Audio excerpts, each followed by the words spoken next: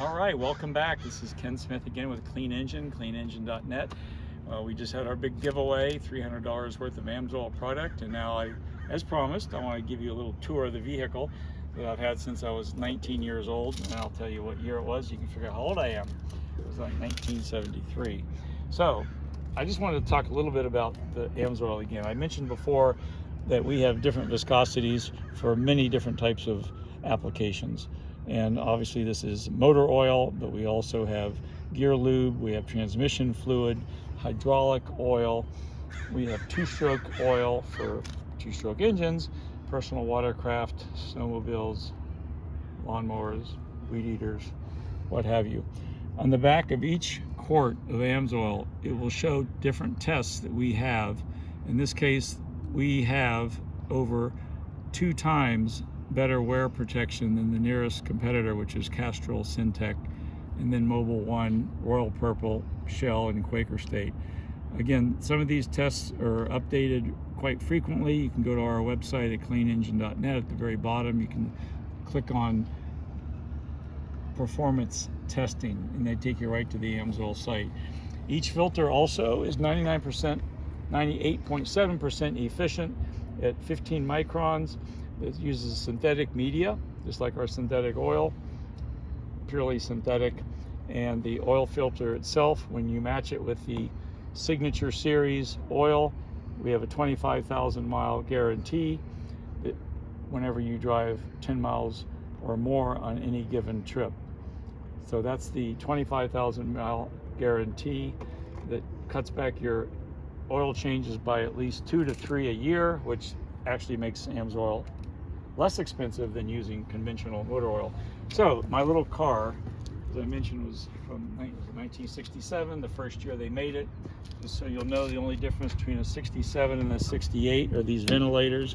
They never put them back in again, they're gone, but this was what we used to keep cool before air conditioning, although this car, as you'll see, has factory air. Everything you see on the outside is the original equipment. I added new fake vents because I decided when I repainted it in college that I was going to take the other ones off. The wheels are the only thing different. Wheels are the only thing different. Inside, it's no longer a 326, it's a 455 1973 Pontiac. It's a 326 cubic inch engine originally. Now it's a 455 1973 Pontiac, which was the last year of the big blocks before the air pollution control stuff took over and sapped horsepower. I am missing my Pontiac emblem, which I do have. I haven't put it up yet. And the other thing between a 67, which was the first year they made it, and the Firebird and the Camaro, are the turn signals, running lights are actually in the front area, whereas the new, because of federal law, they wrap around, and the 68 and newer have the light on the side. So I'm going to open up this hood, and every hood's different. You can imagine what this one's like. You have to reach way under here. And we have the little guy. Believe it or not, the 326 and the 455 have the same mounting. So it didn't change. I didn't have to change anything. I didn't personally do it. I had a company do it. But it's a completely rebuilt 455 that just dropped in and bolted where the 326 was. We ended up having the brakes changed, so I have power brakes now. Power brakes. Disc on the front, still have the drums on the back. Even has the windshield wiper fluid. And hopefully I'll never have to use these. I don't know how much these are going to help in an accident, but this is what my dilemma. And if anybody wants to text me or call me or email me, I really don't want to keep the factory air. I've broken so many spark plugs changing those. There's a new system now that you can buy that will replicate that and hide it behind the fender, so I can still have my factory air, but it opens up this whole compartment. So I'm not a total purist, obviously, or I wouldn't have changed anything on the vehicle because it was a 2-speed automatic initially. And the outside, nothing's changed. Let me give you a quick tour of the inside. The vinyl seats have been replaced. The carpet's been replaced. This is all original Fisher body part. All this is original paint. Nice little light for the glove compartment. This has been replaced. This is original. I have work to do here. As you can see, I hate to point that out, but I have the vinyl. I need to replace that. And this is the only addition to the inside. I added a tachometer, oil, and water pressure, water temperature gauge, and this 4-speed, because it was a 2-speed before. So that is it. You've had a little tour of this guy. I will take it around the back.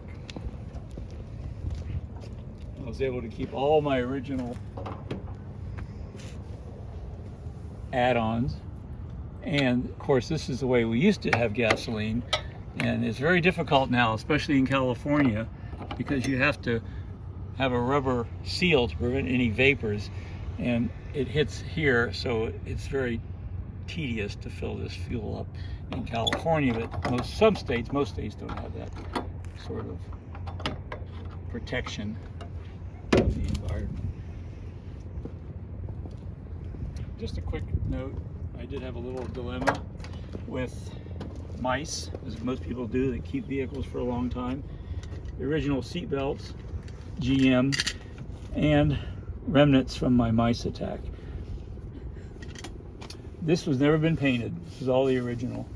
And I didn't even want to change this, which is obviously needs changing if I wanted to be a purist. But everything works. So I'm happy to show this to you. It's got a lot of memories, and I don't know how they're going to put it with me when I pass to the next life, but hopefully we'll find a good owner for this before that time comes. And I kept the nostalgia of driving this to Auburn for 6 years on a work-study program where I spent working my way through school. And a little souvenir from Vermont. And I have a souvenir Florida, because this car was registered there. Obviously, I had many plates from wherever I had it registered, but this is one of my favorite. Oh, and you need to see this. The original owner's manual, which was with the car, which was 6 years old when I bought it. Or actually, I came home one day, my dad had it in the driveway. He bought it for me, and when he passed away, about 6 years later, about 5 years later, I decided to keep it in part of memory from him. And when I was overseas, I could store it. And the last little thing, this is my Florida registration. So if I ever end up back in Florida again, where I still have my family home, maybe they'll keep me from having to pay the fee that Florida has now to bring in a vehicle from outside. So that's about it. Do you have any other questions or want to hear it? Oh, I guess we should start it up, right? Okay, let's start it up. Oh, the Pontiac racing hat is something too. I don't know if you can see that. I love the Pontiac racing hat. I got that before Pontiac dropped its sponsorship, or General Motors. Joe Gibbs Racing is the one that had and raced the Pontiacs when Bobby Labonte won the NASCAR championship in a Pontiac. How many people know that? Okay. Another fun thing. I don't need a key to start this thing. I can start this with any key I wanted. I can start with my finger if it could stick in there. Here's a house key. It doesn't matter. It's just the way it is.